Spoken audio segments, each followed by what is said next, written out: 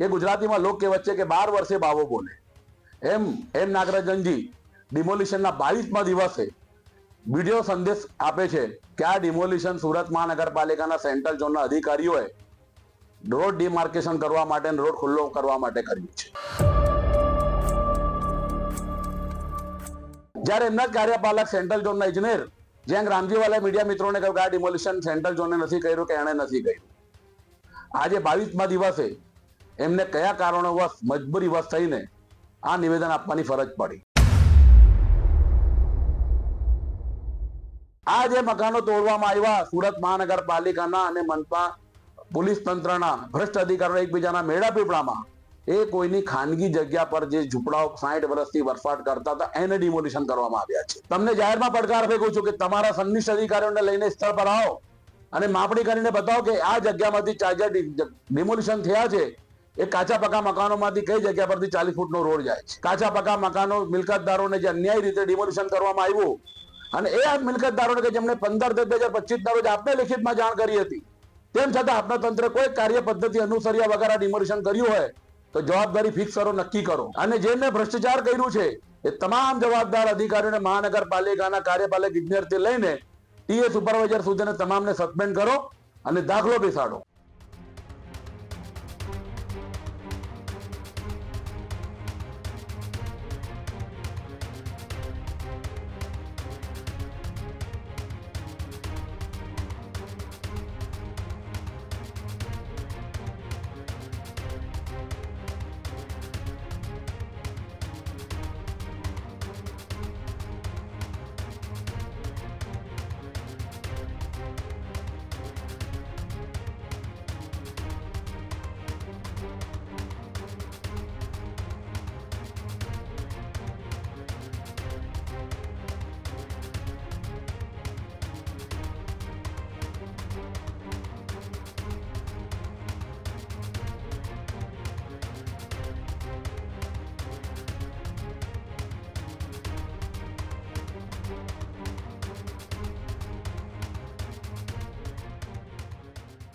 સુરતના ભૂતિયા ડિમોલેશન મામલે રાજનીતિ છે તે તેજ થઈ છે। સુરતના ભૂતિયા ડિમોલેશન મામલે કોંગ્રેસની તીખી પ્રતિક્રિયા। અસલમ સાયકલવાલાએ મનપા કમિશનર પર સવાલો ઉઠાવ્યા। 22 દિવસ બાદ પણ નિવેદન આપતા વિવાદ છે તે વધુ ગરમાયો છે।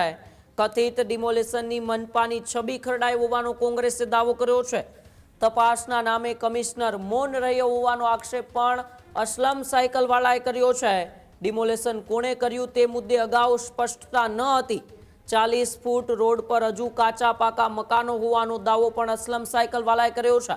પસંદગીપૂર્વક ડિમોલેશન કરાયું હોવાનો સવાલો ઉઠ્યા છે। મનપા અધિકારીઓ અને પોલીસની મિલીભગતનો આરોપ પણ કોંગ્રેસ દ્વારા લગાવવામાં આવ્યો છે।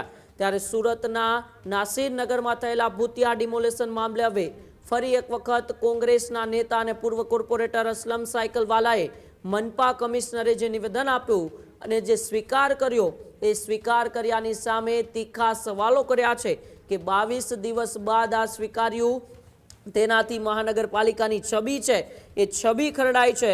તપાસના નામે કમિશનર મૌન કેમ રહ્યા આવા સવાલો ઉઠાવતા કોંગ્રેસના નેતા અસલમ સાયકલવાલાએ શું પ્રતિક્રિયા આપી આવો આપણે અસલમ સાયકલવાલાને સાંભળીએ। આજ રોજ સુરત મહાનગરપાલિકાના મ્યુનિસિપલ કમિશનર શ્રી એમ નાગરાજનજીએ નાસિરનગર ડિમોલિશન પ્રકરણ બાબતે એક પોતાનું વિડીયો મારફત નિવેદન જાહેર કર્યું છે।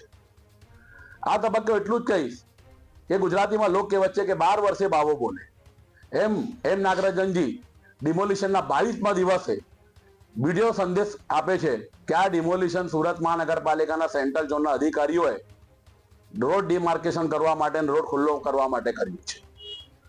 સુરત સહિત સમગ્ર દેશમાં સુરત મહાનગરપાલિકાની છબી આ ડિમોલિશન પ્રકરણના કારણે સાવ ખરડાઈ અને આ કમિશનર શ્રી ધૃતરાષ્ટ્ર બની રહ્યા। એમને એક જ રટણ કર્યું કે તપાસ ચાલે છે, ડિમોલિશન કોણે કર્યું ખબર નથી। જ્યારે એમના કાર્યપાલક સેન્ટ્રલ ઝોનના ઇજનેર જયંગ રામજીવાલાએ મીડિયા મિત્રોને કહ્યું કે આ ડિમોલિશન સેન્ટ્રલ ઝોને નથી કર્યું કે એણે નથી કર્યું। આજે 22મા દિવસે એમને કયા કારણોવશ મજબૂરીવશ થઈને આ નિવેદન આપવાની ફરજ પડી। કા કમલમથી આદેશ આવ્યો કે પાછા ભ્રષ્ટ અધિકારીને બચાવવાનો એક બાલિશ પ્રયાસ છે। હું આજે પણ દાવા સાથે કહું છું મ્યુનિસિપલ કમિશનર શ્રીને કે તમે સ્થળ પર આવો અને જુઓ. મેં 1 જૂને પણ આપને કીધું હતું કે આ રોડ રિમાર્કેશન માટે કે રોડ માપણી માટે નડતરરૂપ જે ઝૂંપડાઓ છે એને ડિમોલિશન નથી થયું. જે 40 ફૂટના સૂચિત રોડ પર જે નકશામાં છે એના પર આજે પણ ઝૂંપડા હયાત છે, કાચા પાકા મકાનો છે. આ જે મકાનો તોડવામાં આવ્યા સુરત મહાનગરપાલિકાના અને મનપા પોલીસ તંત્રના ભ્રષ્ટ અધિકારીઓ એકબીજાના મેળા પીપળામાં એ કોઈની ખાનગી જગ્યા પર જે ઝૂંપડાઓ 60 વર્ષથી વસવાટ કરતા હતા એને ડિમોલિશન કરવામાં આવ્યા છે. આજે પણ એમના નીચેના અધિકારીઓ એમને ગેરમાર્ગે દોરી રહ્યા છે નાગરાજનજી. અને એટલું જ કહીશ કે નામદાર હાઈકોર્ટમાં તો ચાલશે મેટર, જે ચુકાદો આવશે શિરોમાન્ય રહેશે. પરંતુ આ રૂપિયા 11,000 કરોડનું વહીવટ ધરાવતી વાર્ષિક બજેટ ધરાવતી સુરત મહાનગરપાલિકાના વહીવટ કરવામાં મ્યુનિસિપલ કમિશનર શ્રી સક્ષમ સાબિત થયા છે.